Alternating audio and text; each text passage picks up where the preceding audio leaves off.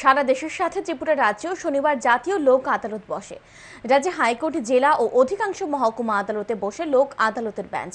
এদিন লোক আদালত 17,938টি মামলার নিষ্পত্তির জন্য তোলা হয়। মোট 42টি বেঞ্চ 17,938টি মামলার নিষ্পত্তির জন্য তোলা হয়। মামলাগুলির মধ্যে মামলা পূর্ববর্তী বিরোধ সংক্রান্ত 4,074টি, আদালতে বিচারাধীন 13,864টি মামলা রয়েছে। এদিন জাতীয় লোক আদালতের কাজ সরজমিনে ঘুরে দেখেন আইন সেবা কর্তৃপক্ষের এক্সিকিউটিভ চেয়ারম্যান বিচারপতি অরিন্দম লোধ। তিনি জানান, এদিন 10:30 থেকে জাতীয় লোক আদালতের কাজ শুরু হয়। বৃষ্টি ও পেট্রোল সংকটের কারণে এদিন মামলা নিষ্পত্তির হার কিছুটা কম হতে পারে জানান তিনি।